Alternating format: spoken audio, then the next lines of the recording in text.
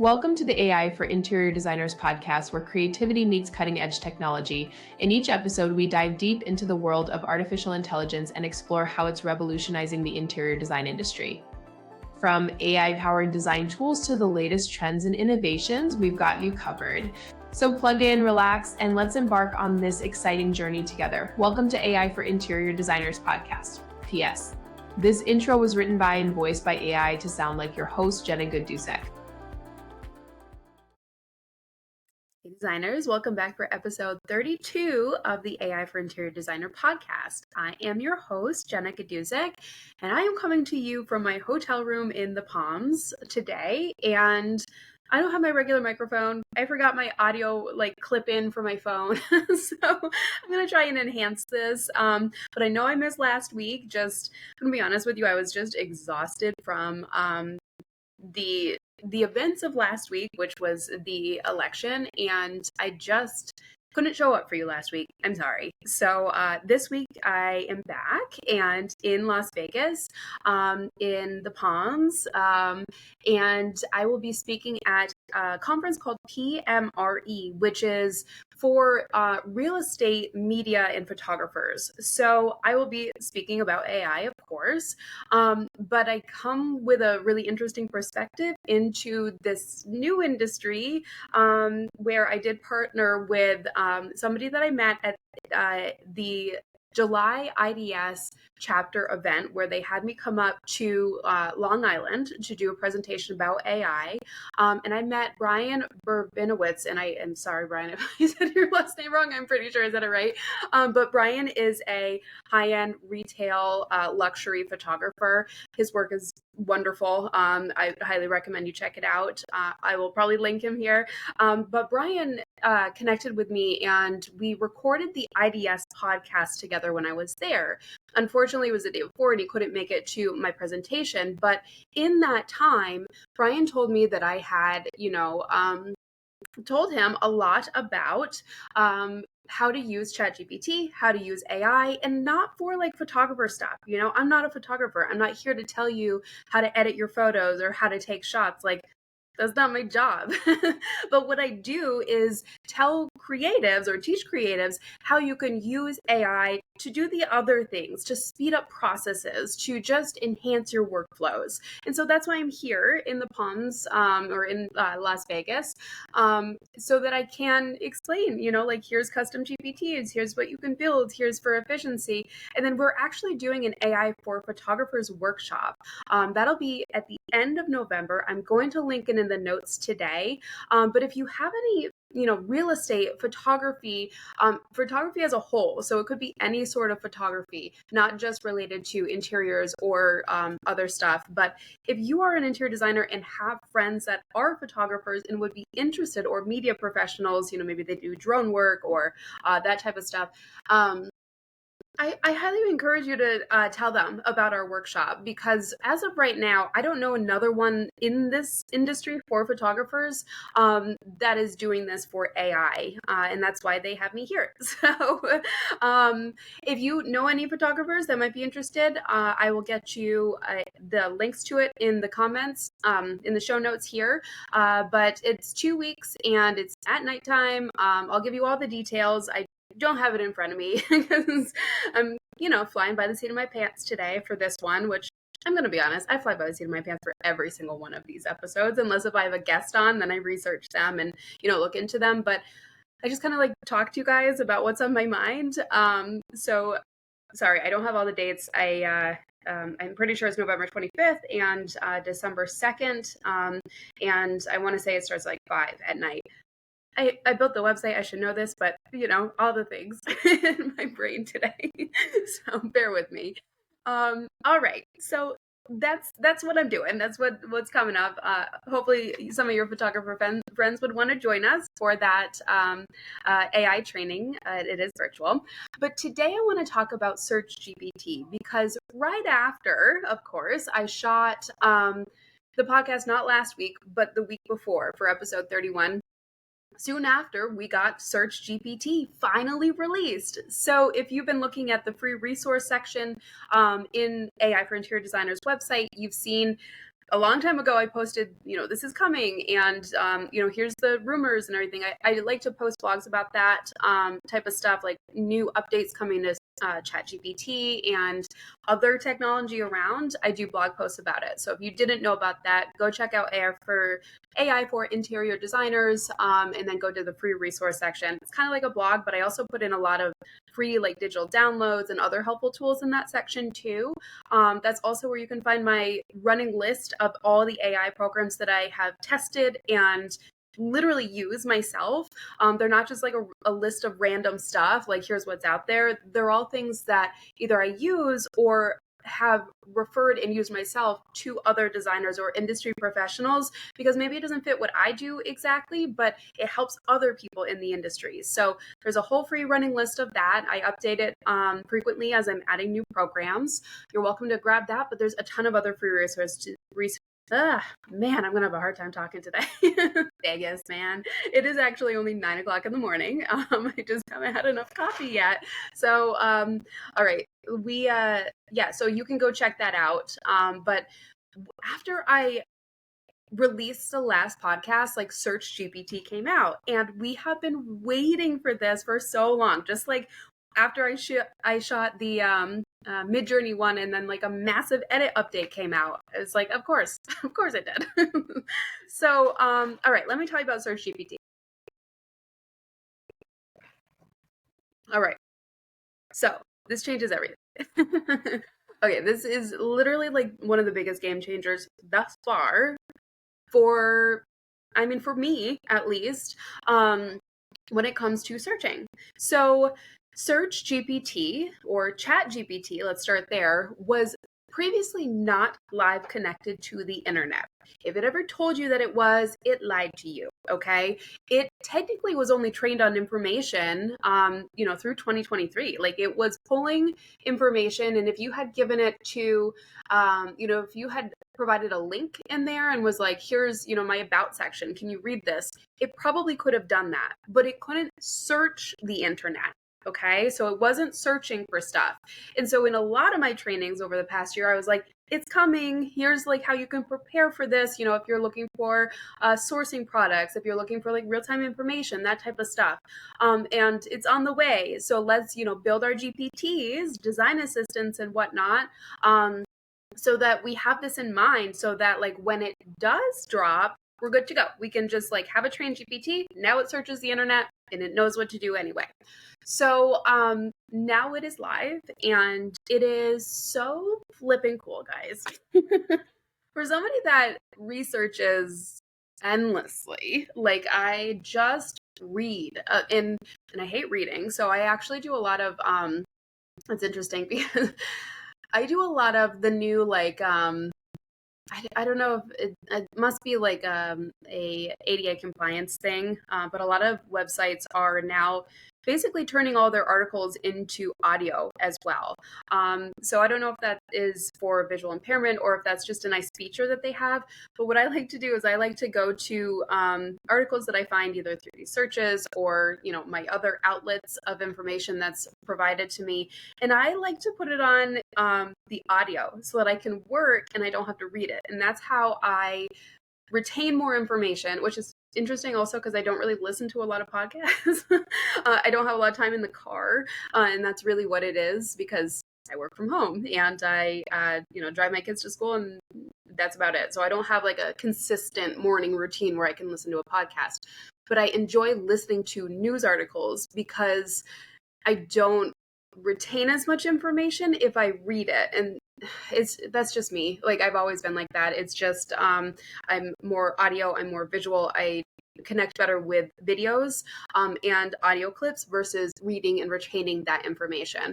I'm a very slow reader, but when I do read, I want to read every single word and I want to make sure that I absorb every single word. However, the words are all over the page. I'm going to be totally honest with you. I'm pretty positive that I have dyslexia that has very much gone undiagnosed for all my life. So reading for me is a challenge. Unless if I'm like so into the topic. I'm going to go on a tangent and then I'm going to circle back. Hold on. I was I was researching quantum mechanics and the connection between quantum mechanics and quantum computing, which is the next step for AI. So basically, we need quantum computers in order to be able to process the new levels of information that AI is about to. That's the new realm. That's the next step.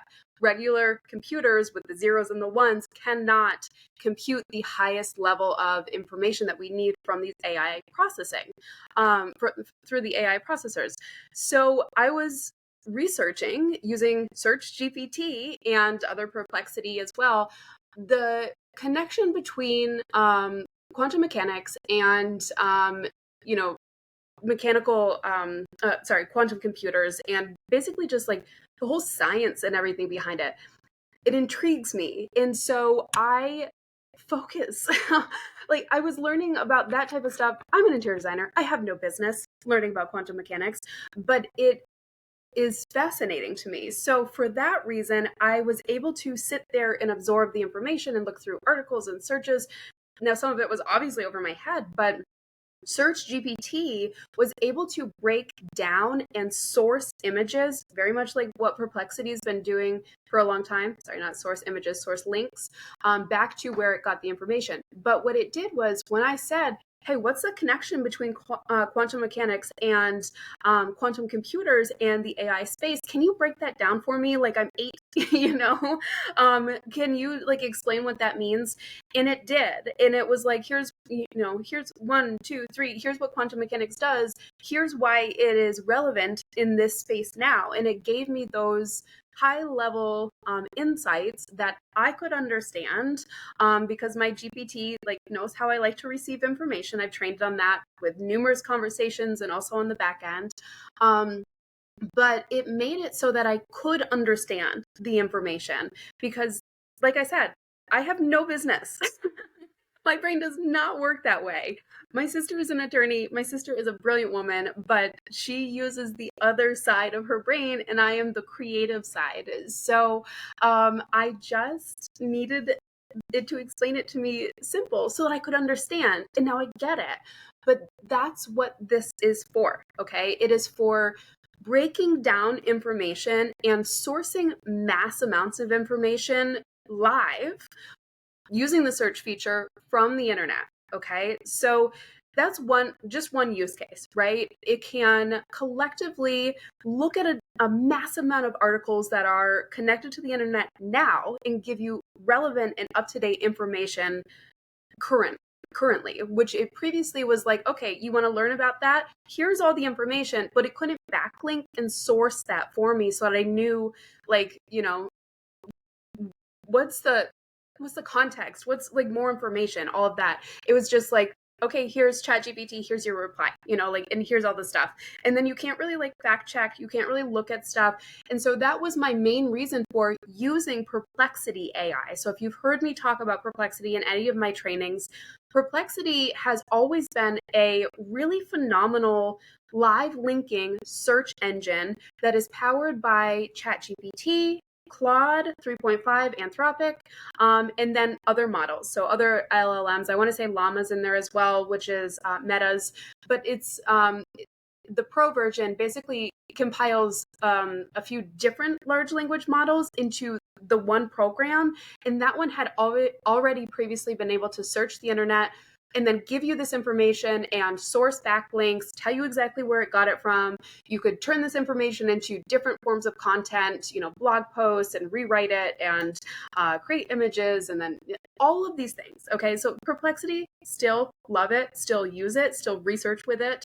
But now Search GPT is here, and I have basically replaced Google at this point with Search GPT. So Search GPT, when you just open up ChatGPT at this point, you can see the little globe there. That just means like it's connected to the internet. Technically, you can click it if you wanted to, and that, the globe for the internet, or you would just like start asking a question and say, hey, can you like source this information? It's live now. You don't really need to do extra steps. So with that, you can search like the internet as a browser extension. So that's what I did. After the Search GPT update came out, it had a pop up on my screen when I was in Chat GPT, in my browser. And it was like, hey, we just rolled this out. Do you want to also get the browser extension, which would override your current extension for searching? Which previously I was having an issue because something like I had some kind of an extension in my I'm using Microsoft Edge that was blocking Microsoft Edge from being my search engine. So every time I would do it, it would go to this weird wonky site, and that's just because I had some conflicting additional what is it called? Not widget. That's on my phone. um, extension. Okay. So I had a extension that was like, no, you can't use Microsoft Edge Copilot as your search engine. It's going to go here. So I finally figured out what that was, deleted the other thing, and started again using Copilot and Google in my browser. But now that I've downloaded ChatGPT as the extension in my browser, every time I go up to like the website bar, where you type in your website, that's where I was always previously searching for stuff too. So now when I go there and I ask a question or I look for a website, maybe I misspell it, instead of redirecting to Google or to Microsoft Copilot, which depending on whatever your browser is, now it just goes to a new conversation in ChatGPT. So it starts a whole new thread, and it is like, okay, here we are. Like you don't have to go to chat.com, which is also new. ChatGPT or OpenAI purchased that domain, chat.com, from somebody that previously owned it, and I had all the information in front of me, and now of course I don't. But he had bought that domain like 2 years ago and purchased it for 15 million, I believe, just to have the domain, because he was like, chatbots are the future of the internet. So he purchased that, and I'm trying to bring up the info here because I did a post about it. But he purchased it for 15.5 million. Dharmesh Shah was the person that purchased it, and I want to say he was connected to another big company. Like he's a tech guy. I know that he is. I just don't have that information in front of me. So he purchased that earlier this year, actually, for 15.5 million in cash. And so he now sold that domain to ChatGPT. So chat.com, if you just go to that, it's ChatGPT. Okay, like the legit Chat GPT, not another version of this. That is also Chat GPT at this point. But he sold it for shares in OpenAI and an undisclosed amount of money. So buy domains if you think that they're going to be hot one day. I've got a ton of them. I posted about this on my Instagram because they're addicting, and every time you got a business idea and maybe you can't run with it now, lock in that domain so that nobody else does. That's how I got AI for interior designers, because I was early with that one. Okay. So a little, of course, tangent, because that's how we roll here on this podcast, is just tangent after tangent. But you can now just search right there. Okay, so you go up to your search bar, you look for whatever you want to ask that day, whatever you were going to Google anyway, and now it gives you the answers in Search GPT. Okay, it looks exactly the same. It just starts a conversation, but now it's live linking the resources and the sources. So when I first tested this, when it first came out, I did it live because I was wrapping up one of my daily trainings. I had just wrapped it up for the month of October, I'm pretty sure. And then it released, and I was like, oh my gosh, I need to go shoot a quick video. Let's just do this live so that I have a video about how the first experience with this Search GPT went, because this is game changing, in my opinion. So I wanted that documented. So I recorded, and I was like, okay, let's go try it. And this was before I had the browser. So I opened up ChatGPT. I just, clicked on the globe, and I was like, tell me what's new in the world of AI for interior design. Like, what are the coolest products? What is a good conversations? Like that type of stuff. I don't know exactly what it was. It was over a month ago or 2 weeks ago. Feels like forever. So I asked it that, and it gave me like three really good sites, sites that are relevant in our industry, and gave information about like how interior designers are using AI. And then I was like, okay, well, that's just three sources. Great, like amazing. We couldn't do this 2 days ago, but now we have it. But give me 15 more, and I was number six. So AI for interior designers was number six, and it was pulling from information on one of my blogs. So it was a blog that was like, I don't even remember at this point what it was talking about, but it went to a blog because the context was relevant to my search. Does that sound familiar? That is SEO, right? Search engine optimization. When somebody Googles something, when somebody looks on Bing, Microsoft Copilot, whatever your preferred search is, that's basically what it's doing. It's looking for matching and relevant long keyword phrases and words. So it's like, okay, now let's list, first of all the paid advertisements first on Google, which I have not yet seen in ChatGPT. Not to say it's not coming to pay to play, but right now it's not. So if you go to any of those sites, it will source back, and it will like try and match up the words for whatever you've been talking about. So that's what happened here. It was talking about maybe ChatGPT blog post or something that I was referring to earlier in this episode, but it listed me as number six for the answer for this, with like really relevant companies along with this. So like that felt really good that I was doing something right. And for those of you that ask me in the trainings, when you write blogs and you're using AI, ChatGPT, Perplexity, whatever it is, to write your blog posts, or to assist you in writing the blog post, or to revise what you've already written and make it sound better. People ask me all the time, is that being dinged in Google search because it was written by AI? And my answer is always, number one, you're never just taking what AI says and like copying it and pasting it, right? That's ethics 101 that we talk about every single presentation that I give. We are not just like, oh, that's good. Okay, let's post it. You have to use your brain. You have to interject your own unique experiences, personality, perspective as an industry professional. If you just go and write all these blog posts based off of what is trending in search results already, you're never going to be found. It's been done before. You need to talk about new information so that you rank higher.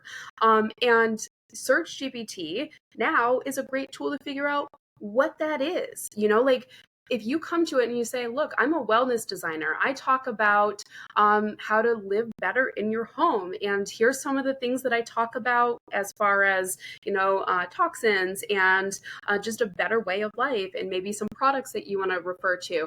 Here's my website for a reference of what you can see. What should I write about that is more of an untapped market and hasn't been discussed over and over again?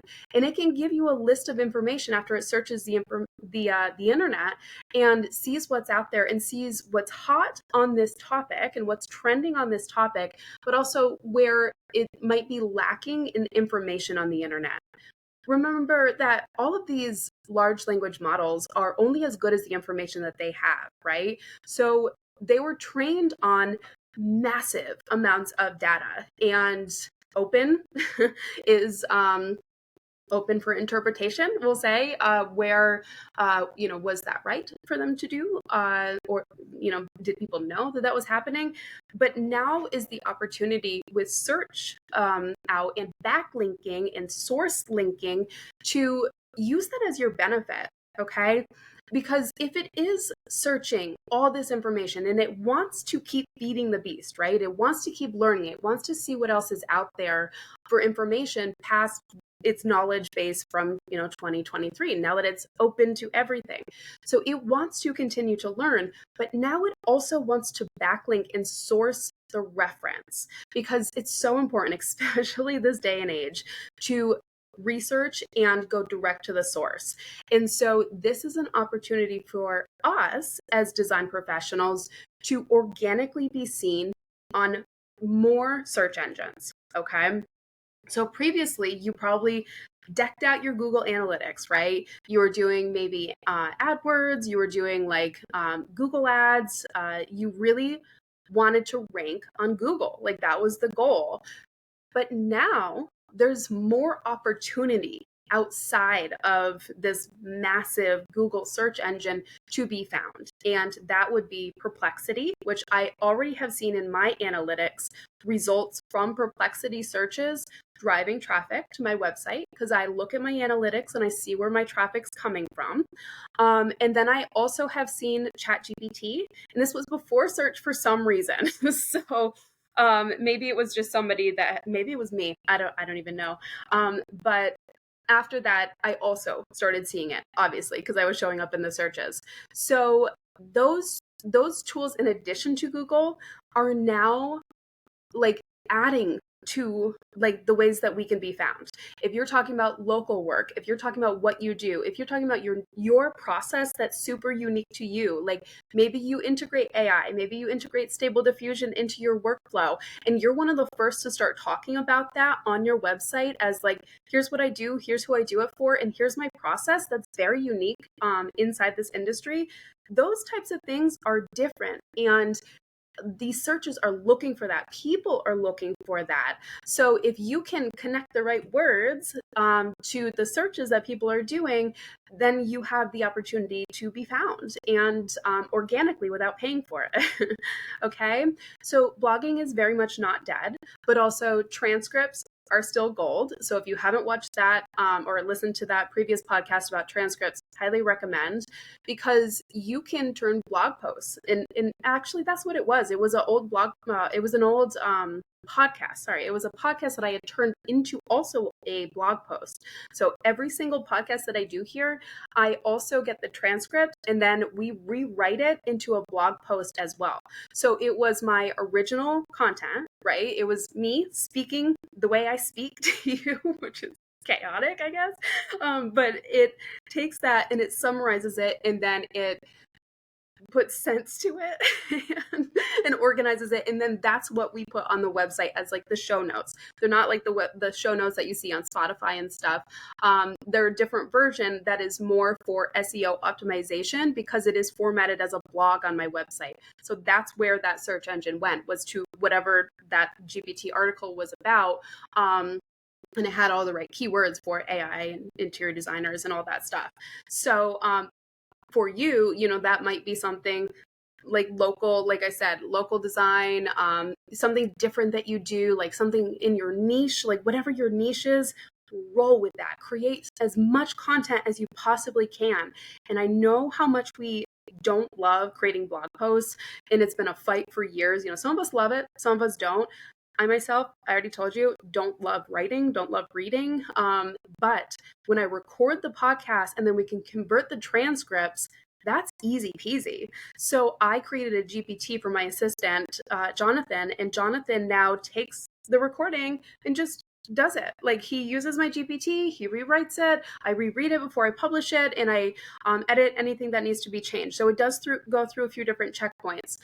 He uses Microsoft to first, so let me just tell you the process for that, since you might be curious now. When I upload a video of the podcast episode to YouTube, I'm also getting the transcript where I record here in Riverside. So technically I could use that transcript as well. But when I go to YouTube, I upload that podcast. I tell Jonathan, hey, podcast has been uploaded. He goes over, he uses Microsoft Copilot for his browser, and we get a summary. So with the summary, and this works for any YouTube video that is public. So we get the summary, and he then has the outline and everything that the video had talked about, and he takes that into our custom chat GPT that has been trained on blogging, my brand voice, AI for interior designers, SEO, that type of stuff, and he rewrites it based off of that and based off of the other information that I also have in the show notes. Okay. So we're not just like taking, one thing and then just posting it. Like, we are going through different checkpoints, and then always human reading it to humans, because he reads it first and then I read it before we publish. So there's checkpoints. So when people are, talking about, is Google like dinging them? I don't think so. Just circle back to that original thought. I I'm sure in some capacity they are, especially if you're just copying and pasting the information because it's like been done before. But if you are having original thought and original content, I am finding that the best ways to do that is more of like this organic conversational video, or just a chat. So if you're doing the blogs or videos or whatever, it's great. That's awesome. You should be in some capacity showing your face if you're able to connect more with your viewers. But I also will record things on Claude, or now on my phone. I also have other features too where I can do note taking. So Claude, Plaud, is one of my favorite note takers. It's also on that list of AI tools. All these are on that list. If you wanted to go grab that, I'll put it in the show notes. But when I, when I want to recap something or just have like an open stream of consciousness and just talk, like just get it all out, because sometimes when I'm typing, it takes forever. Like if you've taken my daily classes, you've seen me type. I can't spell. First of all, it's riddled with typos. It doesn't matter. It's ChatGPT. Like it can figure it out. But I don't enjoy it. So and I talk very fast, as you can tell, because there's a lot going on and I need to get it all out. So if I can just talk to my Plod note taker, then it's summarizing, it's creating mind maps if I need it. It's, creating different versions and formats of summaries as well. So it's like, do you need a Q&A format? And then, could we take that Q&A from this brain dump that I just had with my recorder and turn it into something tangible, turn it into social media posts, turn it into newsletter information, turn it into blog post, original content, and then roll with it from there. This is the best way to collaborate with AI to help you to boost your search engine optimization, SEO, by creating content that is relevant to you, important to you, and comes from the top of your mind whenever you have the ideas. I would not wait to get one of these note takers or find one that might already be on your phone and just start recording, and just like sit down and talk to it. Like when I did the blog recap for High Point Market for my Doma, I was going through my photos on my phone and I was looking at all the pictures and, kind of recapping the trends that I was seeing. And I was doing that with the Plod note taker just right there on my desk. And after that, I looked at the app that it connects to, and I was just like, okay, let's get the summary. I sent that off to the girl that writes the blogs and SEO optimizes them herself for my Doma. So she took all those notes from my audio clip and then turned it into a tangible SEO written blog with other contributors as well. So the Streamline process, like I did that 4 minutes before I had to jump on a meeting. Don't tell my Doma that, but I did that 4 minutes before I had to jump on a meeting because I didn't have to sit there and type it for 20 minutes. I could voice it and get the same amount of words out, but just do it more faster and more efficiently and then turn it into new content. Okay. So not only is Search GPT a phenomenal resource for you to search, to source now. I've done that as well. Talk about that a whole different day. We'll get into that another day, okay? But Perplexity is also still up there. I still love Perplexity. I think that Perplexity also gives different resources and link backs than ChatGPT is doing. So in my, my testing and my research, I have found that when I ask the same question in ChatGPT, I get a certain amount of links and they're diverse. Okay. Just so you know, they're not like just one place. They're not a pay to play type thing, though it is somewhat limited unless if you continue to ask for more, and continue that conversation as you should be doing with your GPT. But when I go to Perplexity, I get just so much more, like so many more links at this point in time. And I'm going to give Search GPT time to like just catch up and kind of do these other things. It does it in its own way, so like here's the basic information. Let's probe and ask more questions. And then we get into Perplexity, which has been notoriously doing this for, a year or two now already and does an incredible job. So do I have a favorite one over the other? Right now, I could not tell you that I do because ChatGPT does, custom GPTs and they're so important to what I do for my business. And Perplexity doesn't yet, but Perplexity, I researched all my local candidates for school boards, for everything before I went out and I voted. And I used Perplexity to do that on my phone because it was non-biased, in my opinion. It literally just gave me facts and link backs to all of their resources that they were mentioned in. And I said, compare this person against this person for school board so that I know what they're about, because that information is not always everywhere, right? Like, it's hard to find that for the local positions. So I wanted to see, like, what's their background? How long have they served in this position? Are they new to this position? What are their goals for doing this? What is their track record? And then I could make a more informed decision when I went to the polling booth. But I didn't know these people. Like, I didn't know anything about them. And just going to Google, you get restricted Google answers. So I used Perplexity and then a little Search GPT, but I found Perplexity did a really incredible job of giving me the tools that I needed to go and do further research, but also giving me a nice recap summary that was like, here's what the internet says, here's what the internet says, here's the resources, go do your own research. So it's an incredible tool, not only for interior design, but also just for researching things that are important to you in your life. Okay, so I hope that this was beneficial, and I hope you go download Search GPT, get that browser extension. Game changing. Replaces my Google. And it's such a cool tool for interior designers. So I will be doing more training on this for sure. I think we got to get through a few things here in December with the daily, and then I will slate this for January so that you guys can see what it can really do, because by then it's going to be awesome. I have a feeling. By then we're going to have like 3 new rollouts with new products and new features and everything. Anyway, but I will definitely get into more training on what you can do and how you can benefit from Search GPT besides just saying, where should I go shopping for blah, blah, blah. Okay. All right, guys, I'm going to wrap it up. I'm going to go downstairs and listen to a few of these speakers today before I go and speak tomorrow. But let me know if you've got any questions about what I was talking about. Talk about it in the comments. Feel free to share these with other designers. Would love for other designers to be able to know like what's up in the world of AI and what tools are out there so that it can benefit everybody. That's why I do this. I just enjoy the technology, I enjoy the advancements, and I enjoy connecting you as design professionals in whatever area you're coming from with the proper tools to help you in your current situation do just better at your job. And that's just what I love about my job. So, all right, guys, have a wonderful day, and I will see you next week. All right, bye. Thanks for listening to today's episode of the AI for Interior Designers podcast.